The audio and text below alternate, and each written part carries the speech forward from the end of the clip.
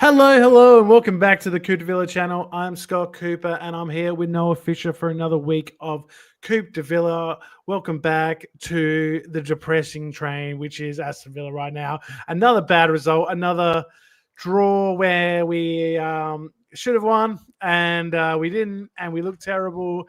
And, it's just a nightmare after a nightmare at Villa Park right now. So, we've got a big week coming up, of course. We've got the Europa League starting. We've got Fulham at home as well, which is like must-win games. So we will be covering all of that and much more after this.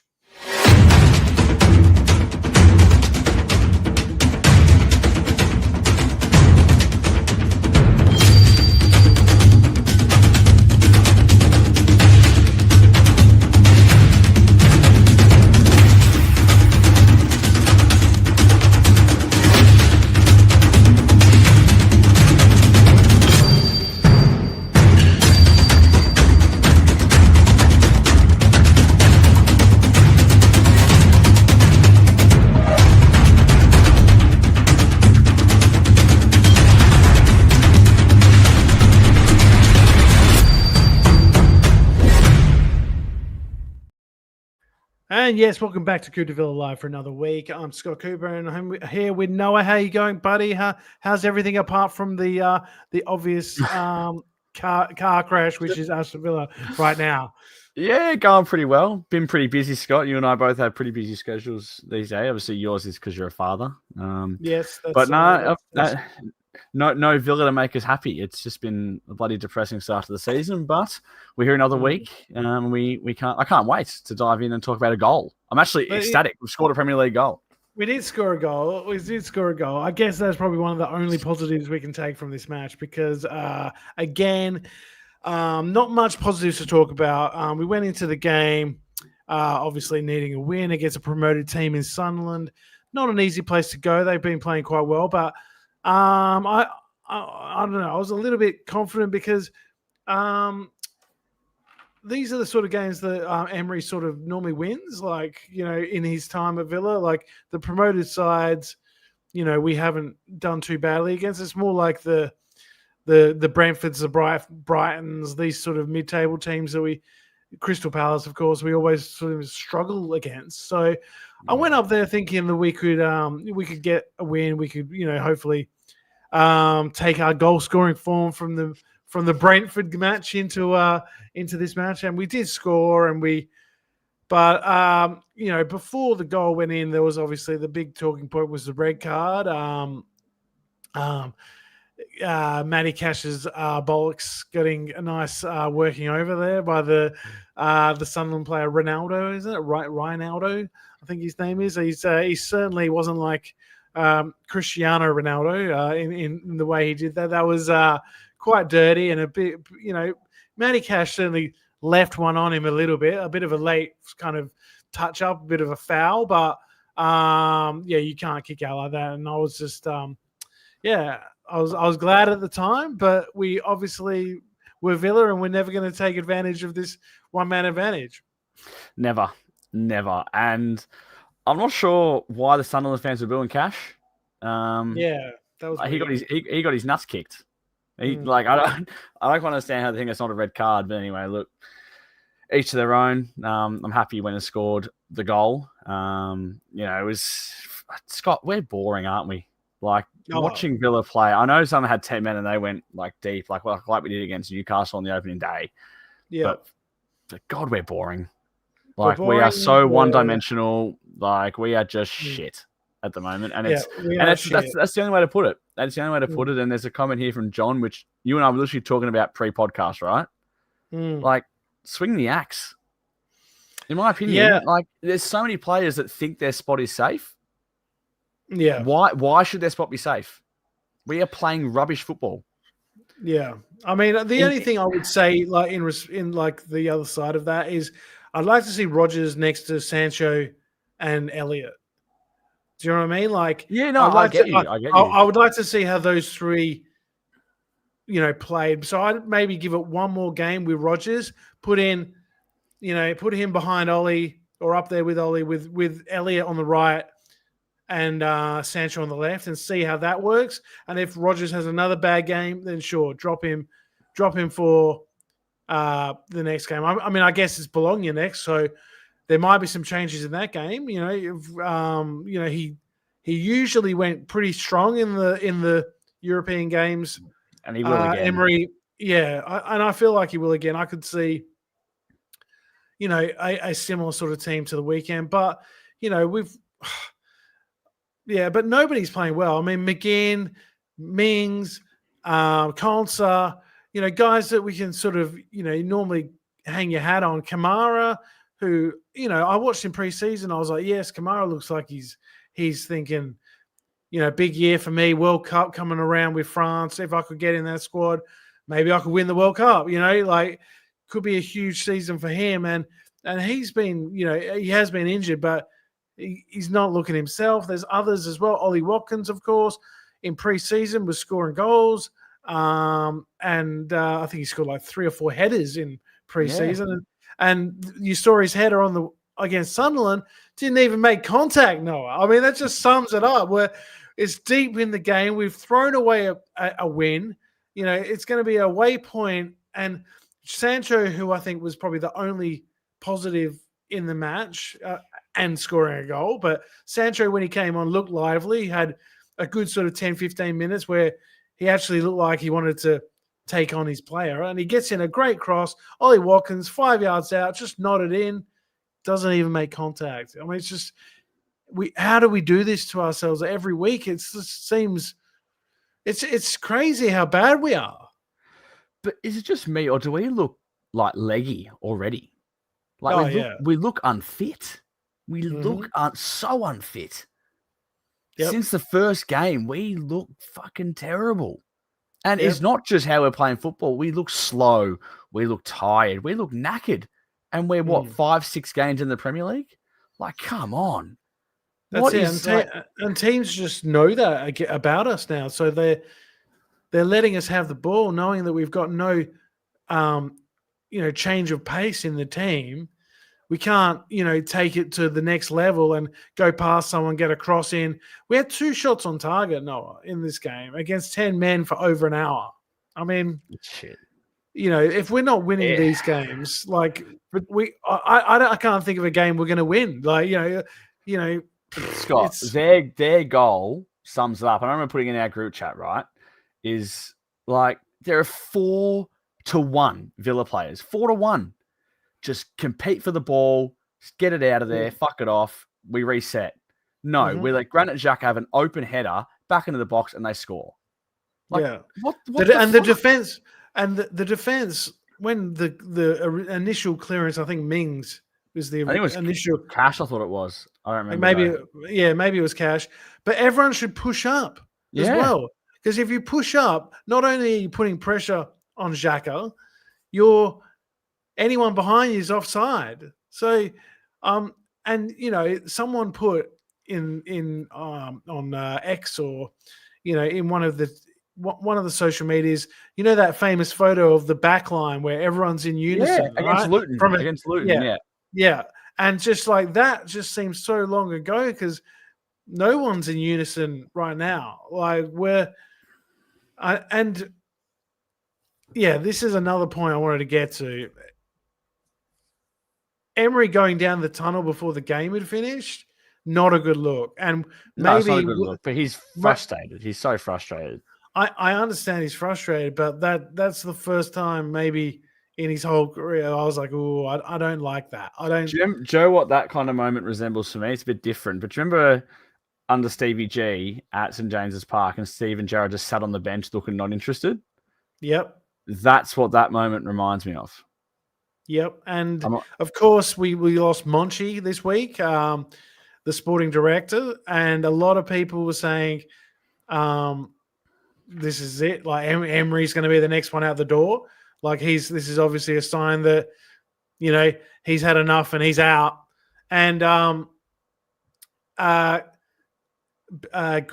Balaguer, the reporter from Spain who's written a book on Villa and Unai Emery, that's recently come out and has spent a lot of time at Bodymore Heath and around the team, quickly came out on social media and said that, no, don't worry, Unai's not going anywhere. You're going to have a new sporting director very soon. And like literally an hour or so later, it was announced the Deportivo La Coruña sporting director, I forgot his name, but he's now taken over. So that was a quick, changeover, and that gave me a bit more, okay, at least we got a plan, at least and maybe it was time Monchi, left, because I saw Sky Sports post something, right? I saw Sky Sports post like the ins and outs under him and stuff.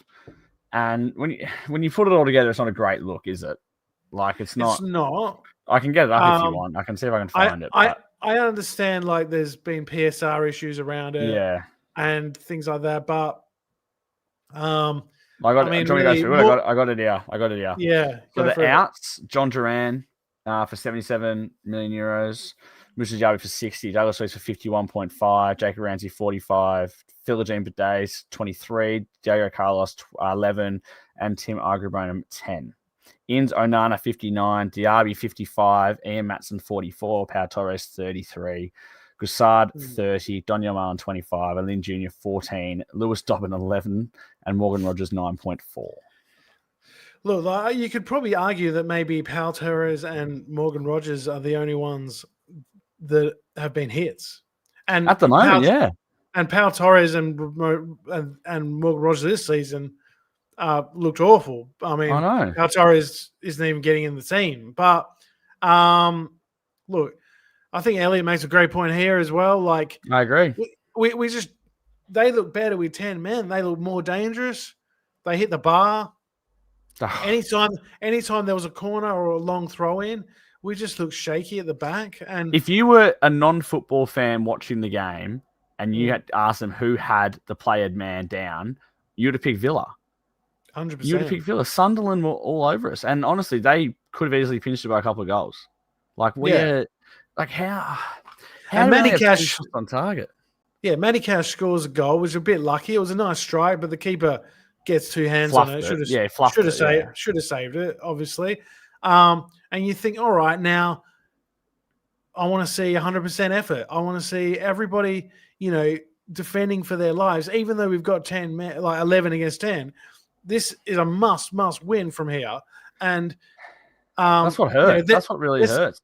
Let's play smart. Let's keep the ball. Let's let them, make a mistake and just chase the ball. And we didn't do that. They had a lot of the ball, a lot of the momentum, a lot of the chances, and we were the ones clearing the ball in frustration or hope, and it was just coming straight back. It was crazy. And we've got tough games. I mean, that's what I was going to say, Scott. That's what I was going to say is we've had an easy start to the Premier League. I know it's not saying any game's easy, but on paper, games we should be winning.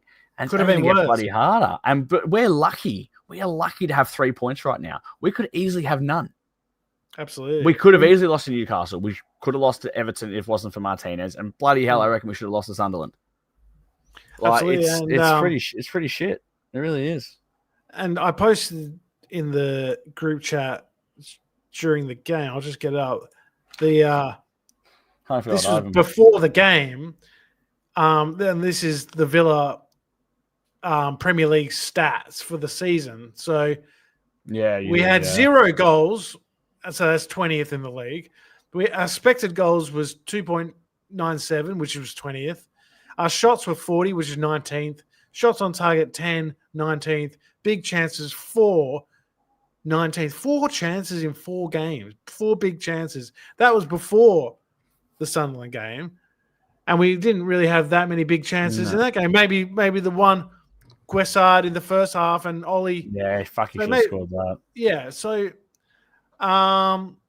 it's just really hard to watch. And I will say, I think the Europa League is going to be a good distraction because I think it gives us time to try something different. And Emery is very, very successful in European football and hopefully get some confidence. I know confidence is so key in sport in general. And if just someone can bag a goal, if it's Watkins, if it's Marlon, I know he probably won't play in the Premier League because Emery hates him, but if someone can just find some form, Rodgers runs at defenders and just takes the game on, who knows? Because I'll tell you what, I know we're talking about pre-pod, but Fulham and Burnley are must wins. They are must wins. Yeah, and I think it's a must change of the team as well from Emery. He must give Elliott and Sancho a start. Do you know who I think? I don't know. I can't believe. I love Luca Dean, right? I love him. But the fact that Ian Maatsen, Champions League team of the season 2 years ago for Borussia Dortmund, is not starting football games for Aston Villa Football Club on a regular basis is very concerning for me, because he is an unbelievable talent. Yeah. And we have him at our disposal, and he gets 10 minutes a game. Yeah, I think his defending at times has let him down. And I'm telling you, though, against Sunderland, he would have taken the piss. He's quick. He can get a ball in, and they had 10 men for an hour. We don't have pace, Scott. We have no pace. No, but our fullbacks don't overlap either. Like, Cash gets forward, but he doesn't really overlap the right midfielder. No. And same on the other side. I mean, I guess last season or the season before when we were playing well, these guys did get forward. Luca Digne did get forward and score and set up a lot of goals. Maatsen did the same at times. But because we're so slow with the build-up, we don't allow – we can't transition when we win the ball and take advantage of those spaces, because we're so slow that the other side get back, fill up all the gaps, and then we've got to play this patient sort of tiki-taka going nowhere game where we get 70% possession, but we only have 2 shots on target. Yeah. Elliot says Gessard impressive. Well, I would say impressed is a bit of a stretch. I mean, compared to all the others, he certainly wasn't the worst, but he should have scored that chance. He needed to score that chance. He's 6 yards out right in the middle of the goal. And I know it's on his right foot and he's left-footed, but it's straight at the goalkeeper. He puts it anywhere else, it's goal. In what has been an extremely, extremely poor start to the season, he has shown signs of why he should be playing for us. Like, I just think, like, he's what we kind of need. Well, I mean, yeah, but I don't know. I guess the decision is him or Elliott on that right-hand side. Yeah, I know. And that's what's tough. I mean, you could possibly play him, give Ollie a rest against Bologna, give him a run down the middle. Yeah. He's a big boy. He can, he's got a bit of skill there. You can definitely see that. He can take a player on. He's, maybe, I don't know. I'm not really I didn't watch him in French football for. No, I can't say I did either. Nice. So I know he got 12 goals or something last season and a few assists. So he can do a bit of everything. And maybe, Ollie hasn't exactly been pulling up trees. So if he was brought in as, John Duran's replacement as Ollie's backup, then this game against Bologna might be the one where you throw him in there and say, look, let's see how he goes centre forward. And, we'll have to wait and see. But there's a lot of concerning things. The crowd against Bologna, against Fulham, I'm worried they could turn on the players and put the players put the players under a bit more pressure. Yeah, but they need to hear it. They need to hear it. It's bloody frustrating, and these guys pay a lot of money to go around the country and around Europe to support these guys, and they're playing woeful. Like, and I, like Elliot's comment here is very true. Yeah, it's very true. Exactly. It is concerning that I'm saying it now. We're in a relegation fight at the moment. We are. Yeah, I heard Dan Bardell say on I think the Guardian podcast, the Football Weekly. He was on there this week after the game, and he said if we lose Emery, like if Emery walks, he thinks we'll go down. Yeah. Because, it doesn't take long for like a Remy Gard situation where we get someone makeshift in, the team have just like completely lost their confidence. They can't get it back. I mean, I just hope they stick with Emery because I think he will turn around. I think he will too. I honestly think it will happen. Like, I think Bologna today or tonight will be a massive turning point for our season. Well, I just think, for some reason, I have a real think like European football under the lights. The crowd will be up for it. I just know there's going to be a Coop De Villa member there, so I think that will help with the turning point. Yeah, Tommy will be there. So if any of you guys are going to the game tomorrow night, and you see Tommy, make sure you say hello. If you see him, just make sure you like squat down a lot because he is very short. So just he won't be wearing his hat, so you might not be able to recognize him, but he is going to be there. He'll be the one screaming at Ollie Watkins from the back of the stadium. No, but look, I hear what you say about the Europa League, different competition, different circumstances. Maybe that can relieve a bit of pressure on the players. But I thought that in the League Cup match against Brentford, I thought that would happen. That could be the game that got us back on track. And we weren't very good in that game either. Like, we scored. We scored. It started our scoring. But it was a Brentford B team, and I know. We didn't really deserve much in that game. And I think, I'm not confident we're going to just rock up and beat Bologna. They're a pretty good team. They won the I think the Italian Cup last year, and finished in the top place. So they've got some like decent players, and they're an Italian team. They're going to come to Villa Park and defend, and defend strongly. That's what the Italian teams like to do, and do we have the creativity to break them down at the moment? I mean, not if we play like we have been. 100%. It's you're interesting. Michael, how long is Tom in the UK? I think it's literally just for this game. I know he was there earlier on in the week, but I think he leaves England tomorrow. I think the day after this game, I think he goes somewhere else for work. So he's only Friday. Friday. He's only gone to one Villa game. I know that. He's only gone to one Villa game. He was meant to be the Fulham game, but that got changed to a Sunday, so he couldn't go to that. And now he's going to the Europa League game, which is going to be awesome for him. But hopefully he can bring us hopefully he can bring a bit of luck for the rest of the season. That's all I'm hoping for. That's all I'm hoping for. When you were over there, we did pretty well. Yes, normally that's the case. So we'll see. Yeah. After all the midfield injuries recently, I wish we kept Enzo as well. I think he's a great player, a great little player. That's another Monchi. I don't know. Disaster class. Disaster class. And how I feel about Duran. Yeah, we don't want to get started with that.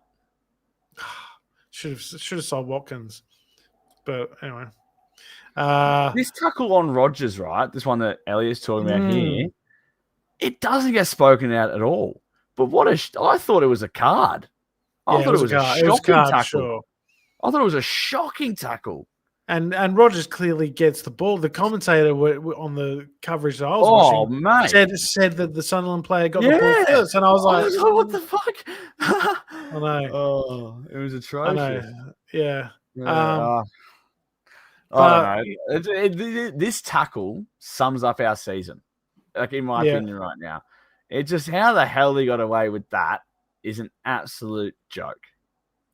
Yeah, but I mean, we didn't get cheated by the ref. He gave us a great opportunity to win this match, with the red card, and couldn't take advantage of it. So look, I don't know. So I don't really know what else we can really talk about. No. Let's hope that things turn around. Let's hope that Emery doesn't walk out or get the sack after losing the next two games. If that does happen, hopefully it doesn't. But look, we really need to start turning around now because it doesn't take long for you to just completely lose confidence altogether. And I don't think we're a million miles off that. I mean, on the scale from blip to crisis, where do you think we are? Like, no, I wouldn't say it's crisis. It's gone past the blip, though. It has gone past the blip. I wouldn't say it's a crisis. I just think we look slow. We look fat at the moment. I'm not sure how many burgers I ate during pre-season. It seems like it was too many. And I just think I say this, but I think it's all Austin confident. McPhee's not really earning his money. No, but no one is, Scott. No. No one's earning their money. Like, that's what I mean. So I just think you can say it's confidence, and that's a very good scapegoat. And I'll probably tell you it's confidence because football's a weird game. Football is a weird game. If Villa had 0 points right now, I'd say crisis, right? But the fact we have 3, it's something. It's something. Yeah, I guess it's I guess we've only lost 2 matches out of the 5. That's what I'm saying. So like we haven't won, but like 3 points from when we probably shouldn't have any. But going forward, it is broken and it needs to be fixed very surely. No, I completely agree. How'd you go in the fantasy this week? I had a good week. Not great. I had Sanchez in goal, so we got -3. Thank you, Sanchez. I have a look at the Coop De Villa Superliga. I had the Sunderland player who got sent off against Cash. Oh, did you really? Yeah, I did. But apart from that, now. Notable. First. Oh, Scott, of course you are. Scott's first. Yeah, typical. Cops and Rogers. Owen Thompson is 5th. I am 10th. Tommy Lazaridis is 12th. And Kieran Bailey is bottom by 30 points. Michelle, who normally is in the podcast, 19th. Yep. And Gary, they finish out the bottom 3. So relegation on the card for those guys.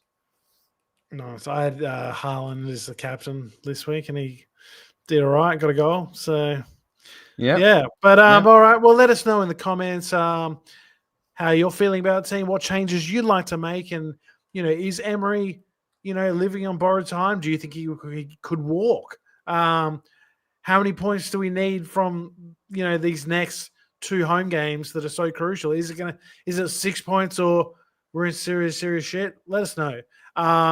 Please also subscribe to the channel if you haven't already. Tell your friends about it. And we'll be back next week for coverage of Bologna and Fulham. So until then, take it easy. Up the Villa. Up the Villa. We'll see you next week. See ya.